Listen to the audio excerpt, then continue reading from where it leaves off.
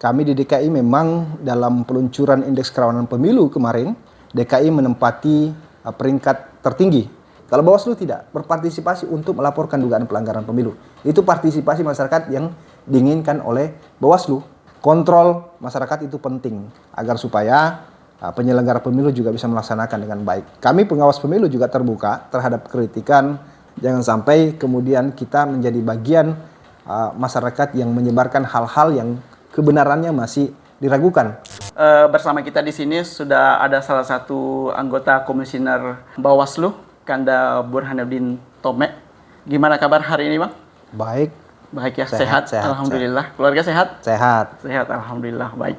Ini Provinsi DKI Jakarta menempati urutan pertama dalam indeks kerawanan pemilu. Ya, kerawanan pemilu untuk 2024, di mana skornya itu 88,54 kalau tidak salah dari 34 provinsi. Iya, indeks kerawanan pemilu ini kan memang disusun dengan beberapa dimensi, termasuk dimensi sosial politik, dimensi penyelenggaraan, dimensi partisipasi, dan dimensi kontestasi.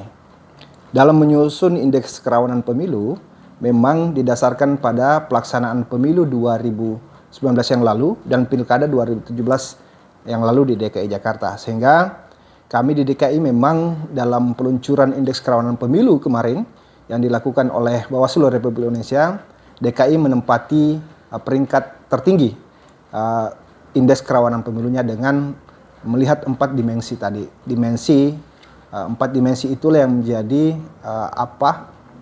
ukuran kenapa kemudian indeks kerawanan pemilu di DKI Jakarta tinggi. Karena memang di pelaksanaan pilkada kita lihat dalam konteks kontestasi pilkada di DKI 2017 itu sangat suasananya sangat panas, kontestasinya sangat kompetitif, sehingga kemudian banyak hal-hal yang memang orang melihatnya itu DKI itu seperti pilpres, layaknya pilkada DKI itu seperti pilpres.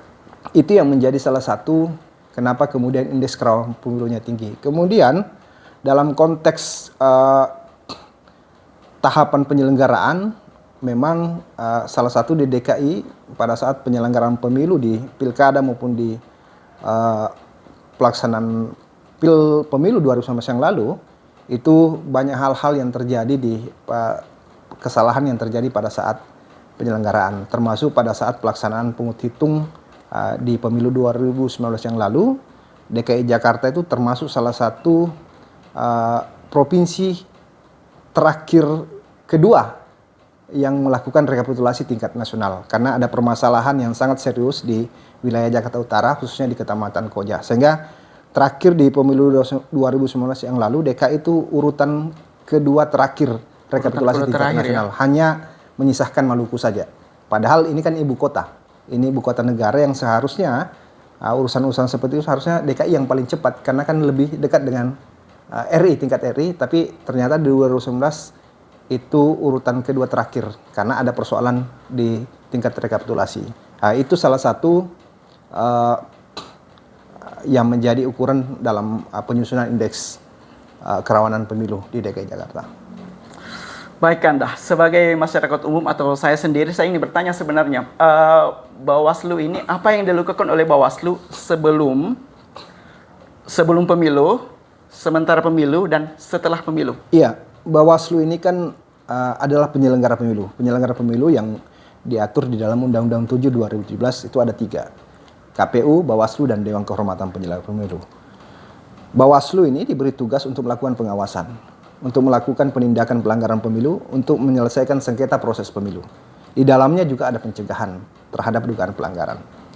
Yang dilakukan memang Bawaslu adalah melakukan pencegahan tidak terjadi money politik, tidak terjadi ujaran kebencian, isu hoax, isu sara, dan sebagainya. Tidak terjadi pelanggaran-pelanggaran di setiap tahapan pemilu. Itu yang dilakukan, melakukan pencegahan.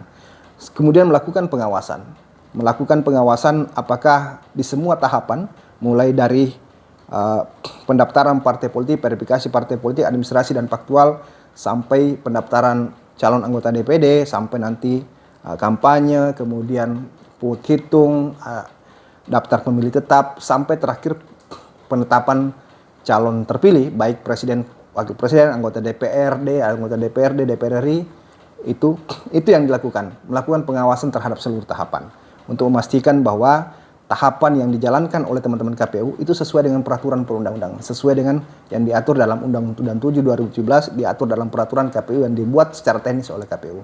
Itu dalam hal pencegahan pengawasan sudah dilakukan apabila ada dugaan pelanggaran, baik itu temuan maupun laporan. Temuan itu adalah temuan yang dilakukan oleh pengawas pemilu dari seluruh tingkatan, yang dilakukan kajian kemudian dinyatakan ada dugaan pelanggaran pemilu, itu yang menjadi temuan dan dikaji dan ditangani oleh Bawaslu. Ada juga laporan. Laporan itu yang disampaikan oleh masyarakat. Siapa masyarakat itu? Warga negara Indonesia, pemantau pemilu atau peserta pemilu, termasuk teman-teman partai politik. Itu bisa menjadi pelapor ke Bawaslu apabila ada dugaan pelanggaran pemilu. Dalam dua ini, di temuan dan laporan, itu ditangani oleh Bawaslu, baik secara pelanggaran administrasi pemilu atau dugaan pelanggaran pidana pemilu, yang di dalamnya ada 3 lembaga, yaitu Sentra Gakumdu, ada polisi, jaksa, dan Bawaslu dalam menangani tindak pidana pemilu. Itu yang dilakukan. Tapi misalnya itu dalam hal pelanggaran pidana pemilu. Baik. Tapi Bawaslu juga punya kewenangan untuk menangani sengketa proses pemilu. Sengketa proses pemilu ini itu antara peserta dengan peserta pemilu, antara peserta dengan penyelenggara. Apabila misalnya nanti ini sekarang pada tahapan pendaftaran calon anggota DPD tingkat DKI Jakarta RI untuk khusus Dapil DKI Jakarta. Misalnya ini seluruh Indonesia, tapi ini khusus DKI Jakarta 16 sampai 29 itu seluruh Indonesia pendaftaran calon DPD.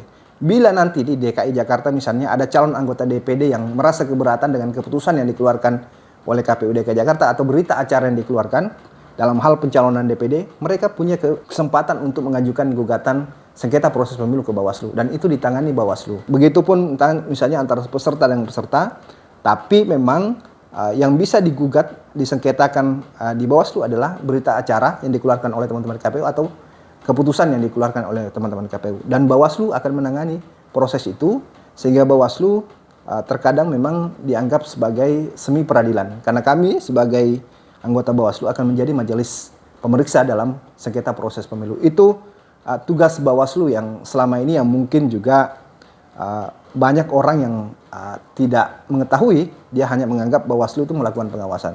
Kami punya kewenangan melakukan penindakan pelanggaran pemilu sampai tingkat penuntutan di pengadilan. Kami punya kewenangan untuk menyelesaikan sengketa proses pemilu. Sengketa proses ya, sengketa di seluruh tahapan sampai di akhir. Tapi kalau nanti sudah hasilnya itu ranahnya di Mahkamah Konstitusi. Kami hanya menangani soal prosesnya. Itu gambaran tugas Bawaslu secara umum. Hal-hal umum atau pelanggaran-pelanggaran umum yang dilakukan oleh para kontestan yang berpartisipasi dalam pemilihan umum di DKI Jakarta ini, yang umum seperti apa Bang pelanggaran-pelanggarannya? Kalau bicara soal pelanggaran pemilu di DKI Jakarta, kami belajar dari Pilkada 2017, kemudian pemilu 2000 yang lalu, memang lebih banyak pada pelanggaran pada saat pelaksanaan kampanye. Kami menangani banyak kasus di pemilu 2019 yang lalu terkait dengan money politik, terkait dengan pemberian sembako, terkait dengan kampanye di tempat ibadah, terkait dengan janji, umroh dan sebagainya, terkait dengan kampanye di tempat pendidikan. Tapi rata-rata kampanye di masjid atau kampanye di tempat ibadah lain, kampanye di tempat pendidikan itu urusannya dengan money politik, pemberian barang yang tidak diatur dalam peraturan perundang-undangan maupun di peraturan KPU. Kami punya kasus yang kami tangani di Jakarta Utara itu terkait dengan pembagian minyak goreng. Itu sampai pada penuntutan, walaupun akhirnya hanya dicoret sebagai calon anggota legislatif. Di Jakarta Pusat juga ditangani terkait dengan janji yang sifatnya hanya janji tapi umroh dalam bentuk voucher, itu ditangani sampai tindak pidana dan ikut tuh kurungan badan calon anggota DPR RI dan calon anggota Provinsi DKI Jakarta. Di Jakarta Barat kita tangani terkait dengan kampanye di tempat pendidikan yang juga dilarang dalam peraturan perundang-undangan di Undang-Undang 7, itu juga sampai tuntutan di pengadilan, terakhir memang bukan kurungan badan tapi dicoret sebagai calon anggota legislatif. Begitupun di Jakarta Selatan sama, di Jakarta Selatan juga ditangani terkait dengan janji umroh tadi. Dan di DKI Jakarta memang urusan kampanye ini di pemilu sebelumnya itu kan panjang. Di pemilu 2019 yang lalu kampanye itu dilakukan 3 hari setelah penetapan partai politik. Kalau hari ini kampanye itu dilakukan hanya 75 hari. Kemarin 14 Desember 22 itu sudah penetapan partai politik. Tapi hari ini kan belum masa kampanye. Kalau pemilu sebelumnya ini sudah masa kampanye. Sekarang kampanye itu hanya dimulai nanti di November, di akhir November sampai di tanggal 10 Februari 2024. Jadi hanya 75 hari kampanye di pemilu 2024. Dalam range waktu penetapan partai politik sampai nanti kampanye itu memang waktu yang tidak diatur dalam kampanye, sehingga kalaupun nanti misalnya ini akan menjadi pertanyaan di masyarakat, Bawaslu mengerjain apa ketika sudah penetapan partai politik, kemudian partai politik nanti akan melakukan sosialisasi ke bawah, kemana Bawaslu? Ini memang lagi didiskusikan bagaimana kemudian Bawaslu menangani kampanye misalnya di luar jadwal. Karena jadwalnya kampanye nanti di November. Di range waktu yang kosong ini Bawaslu, apa yang dilakukan Bawaslu ketika ada partai atau peserta pemilu yang kemudian melakukan sosialisasi kampanye yang mengarah ke money politik dan sebagainya. Itu sementara memang diskusi di internal Bawaslu bagaimana cara menangani kampanye di luar jadwal. Karena memang diatur juga di Undang-Undang 7 2017 terkait dengan sanksi kampanye di luar jadwal. Itu yang dilakukan. Memang di pemilu sebelumnya juga Bawaslu menangani terkait dengan sengketa proses.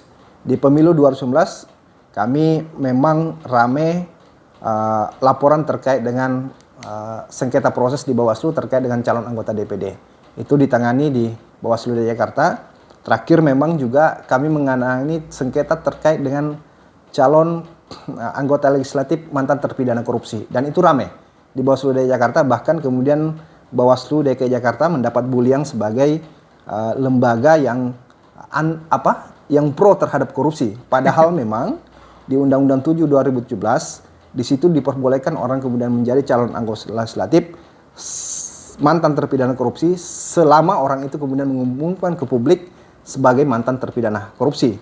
Tapi waktu itu di peraturan KPU nomor 20 tahun 2018 di salah satu klausulnya itu menyatakan bahwa melarang mantan terpidana korupsi. Klausul dikecualikan itu tidak tertulis di peraturan KPU 20 2018, sehingga waktu itu kemudian calon anggota legislatif tersebut kemudian mengajukan sengketa di Bawaslu DKI Jakarta, dan dalam putusannya memang Bawaslu memerintahkan KPU untuk meloloskan calon anggota legislatif tersebut dengan salah satu pertimbangan Bawaslu adalah peraturan KPU 20 2015 itu bertentangan dengan undang-undang di atasnya, di Undang-Undang 7 tahun 2017 itu yang klausul pengecualian bahwa calon anggota legislatif mantan terpidana korupsi boleh mencalonkan diri lagi mereka mengumumkan ke publik bahwa dia mantan terpidana korupsi.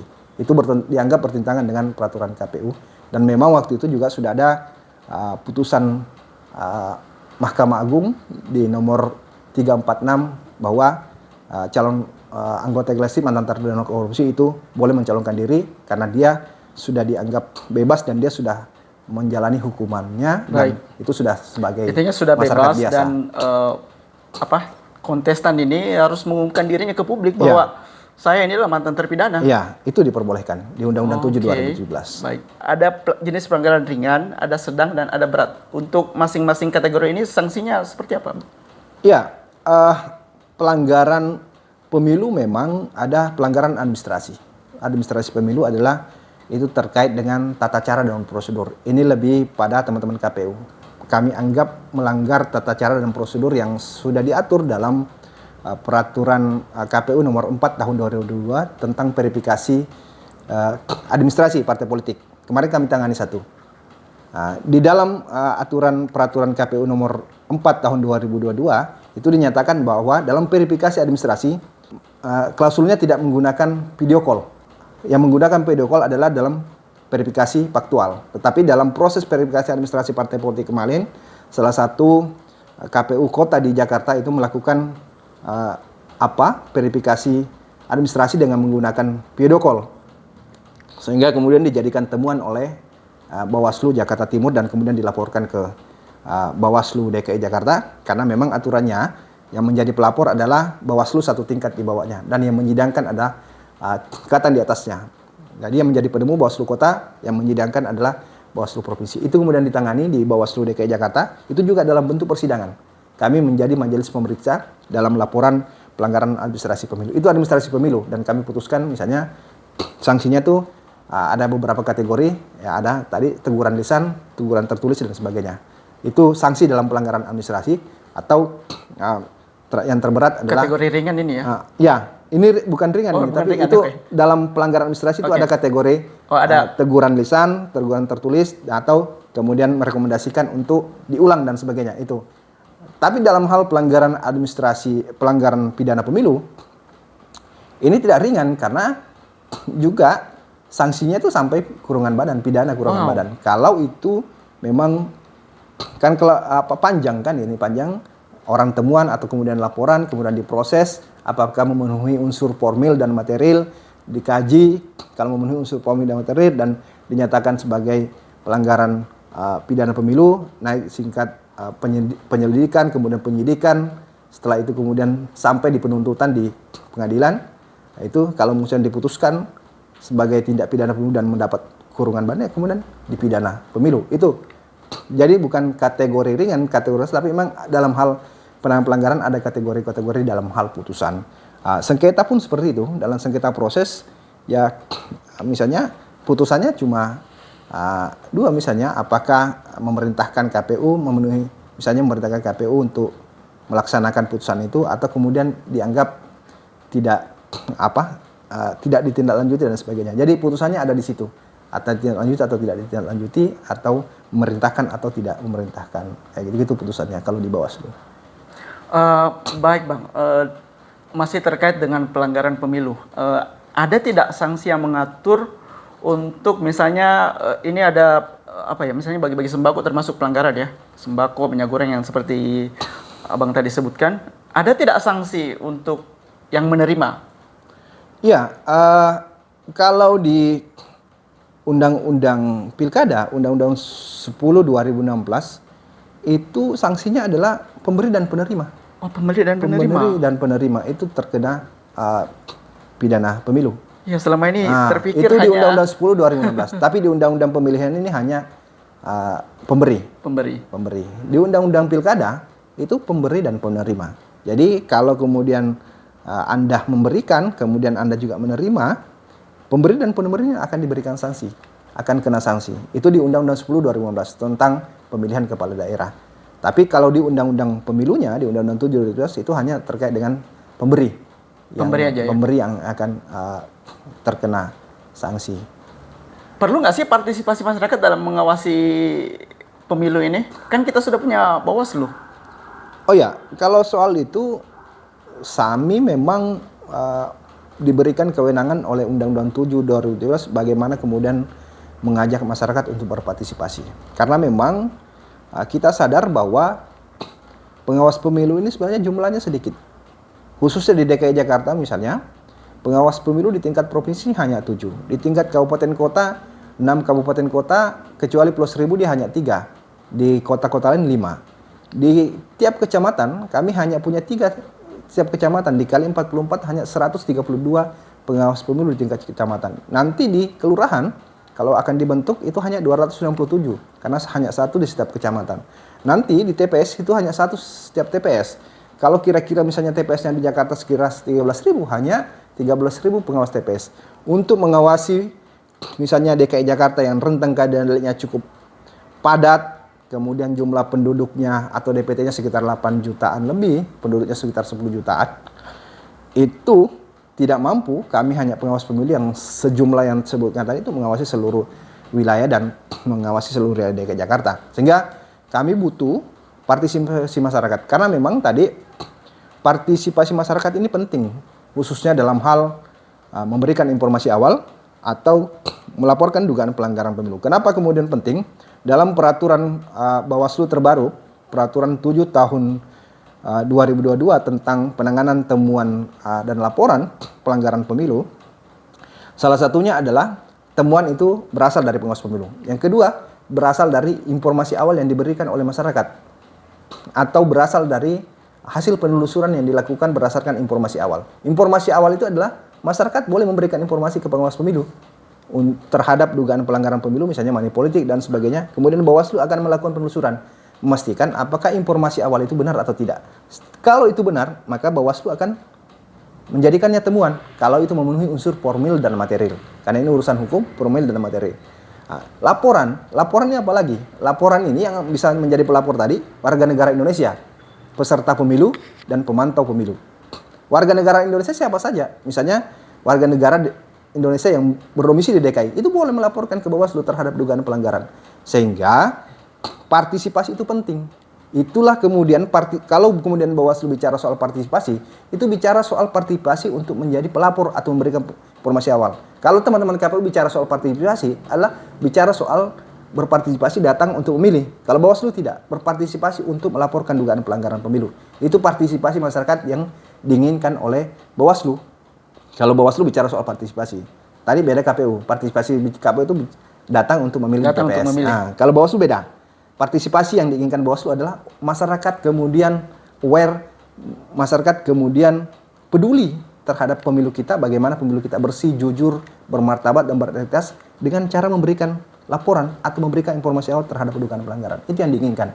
Sehingga partisipasi bagi kami penting, sehingga Bawaslu hari ini memang menggalakkan yang namanya sekolah kader pengawasan partisipatif, menggalakkan program forum warga. Kami kemarin bikin nobar di beberapa titik di DKI Jakarta sebagian dari sosialisasi pengawasan partisipatif.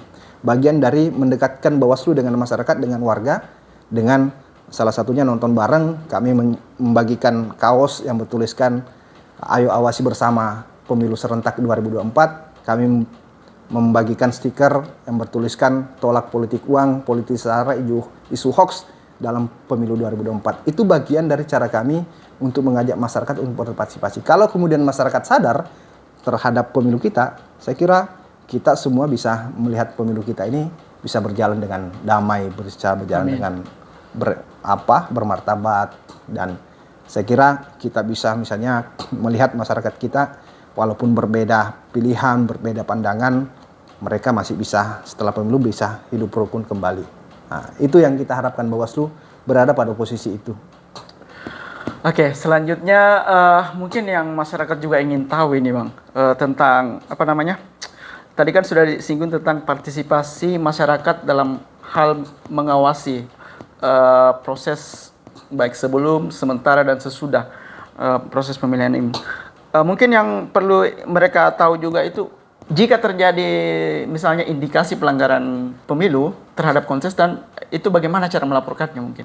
Ya, kalau di Bawaslu memang KTP, kemudian apa yang dilaporkan, terkait apa misalnya kejadiannya di mana, tempatnya di mana, tanggal berapa, apa yang terjadi, misalnya uraian kejadiannya seperti apa, misalnya dugaan pelanggaran money politik di tempat ini, pelakunya siapa, dan melampirkan bukti-bukti foto atau hasil percakapan dan sebagainya yang akan nanti apakah memenuhi unsur formil dan materialnya tadi. Nah, itu kan formilnya kan sudah ada pelapornya siapa, alamatnya di mana, apa yang dilaporkan. Materialnya kan misalnya ada buktinya, ini ada fotonya, ada videonya dan sebagainya. Itu sudah bisa dikategorikan. Berarti foto dan video termasuk salah satu ya? Iya, salah satunya. Itu bukti. Kalau sudah material dan formilnya, itu nanti akan diterima oleh Bawaslu di semua tingkatan. Dan akan diproses, kalau itu pidana pemilu akan diproses sebagai dugaan tindak pidana pemilu, nanti akan melibatkan jaksa dan polisi dalam hal melakukan penindakan itu. Itu kalau misalnya ada pelaporan, itu kita tahu apa namanya? Ini laporan kita diterima dan ditindaklanjuti seperti apa? Ya, Taunya? akan diumumkan di websitenya Bawaslu, akan diumumkan di papan pengumuman di Bawaslu di setiap tingkatan bahwa laporan ini statusnya seperti ini. Nanti ada statusnya ditindaklanjuti atau tidak, itu di papan pengumuman, bahkan kemudian di website, di media sosial Bawaslu di semua tingkatan akan diumumkan, sehingga pelapor bisa memantau laporannya sampai di mana. Dan kalau itu kemudian diproses, itu karena kan akan diklarifikasi, pelapor akan diklarifikasi, yang dilaporkan juga akan diklarifikasi, nanti saksi-saksi akan diklarifikasi. itu semua akan diklarifikasi dan akan diundang secara resmi oleh Bawaslu dalam hal klarifikasi, dan itu semua akan disampaikan hasilnya nanti kalau sudah ada putusannya akan disampaikan langsung ke pelapornya dan terlapornya akan disampaikan. Walaupun dalam hal pelaporan di Bawaslu, pelapor itu akan dilindungi, identitasnya akan jadi bisa kayak semacam kalau kita search engine itu di Google bisa incognito mode ya. Ya, tidak bisa, nggak boleh dipublish. Jadi nggak dipublish. Jadi karena itu kan berbahaya bagi pelapor. Mengajak masyarakat untuk ikut berpartisipasi. Tenang, data Anda dilindungi ya. Jadi rahasia. Dirahasiakan. Baik, ini menarik ini Bang, menarik sekali. Mungkin ada yang Abang ingin sampaikan ke pemilih DKI mungkin supaya meningkatkan partisipasi dalam hal mengawasi kecurangan pemilu di semua tingkatan mungkin. Iya, saya kira tahapan pemilu sudah berjalan. Pendaftaran partai politik, kemudian peserta pemilu sudah diumumkan di 14 Desember yang lalu. Itu sudah ada 18 partai politik nasional yang akan berkontestasi khususnya di DKI Jakarta. Hari ini sudah masuk mulai 16 sampai 29 Desember ini adalah pendaftaran calon anggota Dewan Perwakilan Rakyat khusus di seluruh Indonesia dan khusus di DKI Jakarta juga sudah dibuka.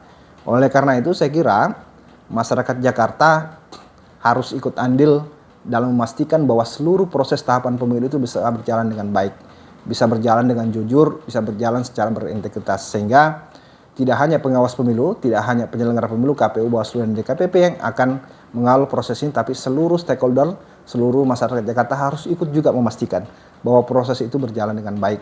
Kontrol masyarakat itu penting agar supaya penyelenggara pemilu juga bisa melaksanakan dengan baik. Kami pengawas pemilu juga terbuka terhadap kritikan, terhadap berbagai macam informasi terkait dengan pelaksanaan pemilu ini, sehingga di seluruh tahapan-tahapan yang akan berjalan, baik terhadap tahapan pemutakhiran data pemilih, nanti kampanye, sampai pelaksanaan pungut hitung, sampai penetapan calon terpilih, baik presiden, wakil presiden, baik terhadap calon anggota legislatif, kami membutuhkan partisipasi masyarakat untuk memberikan informasi atau kemudian melaporkan apabila ada dugaan pelanggaran. Itu yang kami harapkan. Atau minimal kami berharap bahwa dalam kontestasi pemilu, khususnya di DKI Jakarta, kami berharap masyarakat bisa memilah informasi yang benar.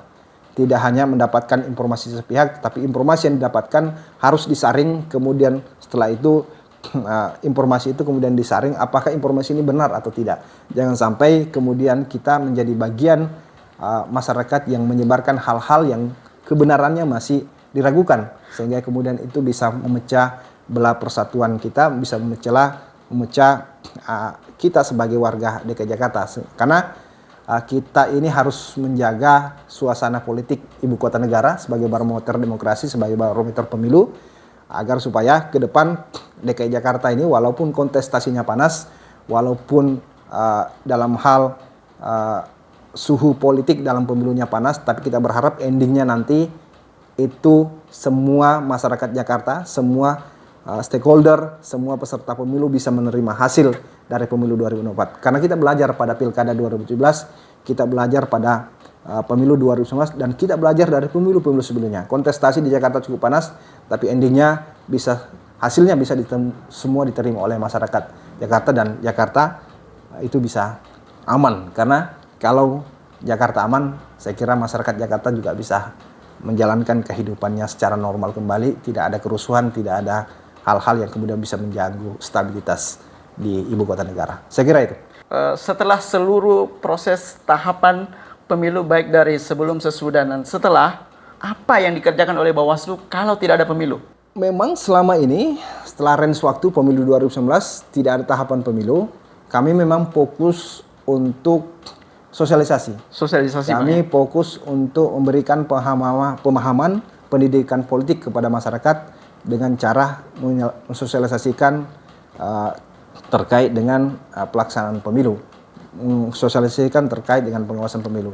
Memang selama range waktu yang kemarin tidak ada tahapan pemilu, itu yang kami lakukan, mensosialisasikan soal aturan-aturan pemilu, karena memang aturannya tidak banyak berubah karena undang-undangnya juga tidak berubah. Undang-undang 7 2017 itu kemudian tidak berubah.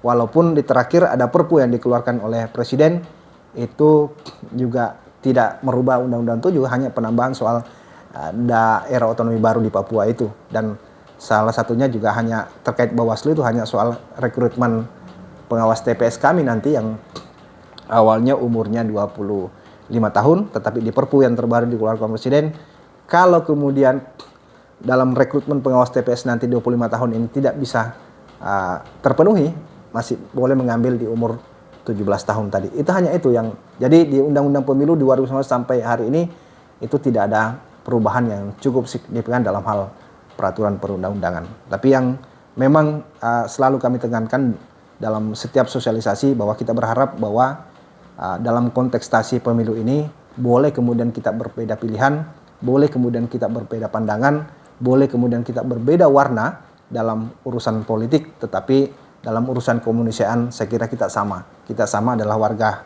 Indonesia, warga negara Indonesia, dan kita adalah warga Jakarta yang harus menjaga kondusivitas pemilu, karena memang pemilu ini urusan bagaimana kemudian memilih pemimpin, siapapun yang terpilih pasti tujuannya sama, bagaimana kemudian bisa mensejahterakan rakyat. Itu tujuan dalam hal mereka berkontestasi dalam menjadi seorang pemimpin, baik itu di legislatif maupun sebagai presiden dan wakil presiden maupun sebagai kepala daerah, pasti tujuannya itu bagaimana kemudian pemimpin ini bisa mengelola daerahnya, mengelola negaranya untuk kesejahteraan masyarakat. Saya kira semua tujuannya ke sana.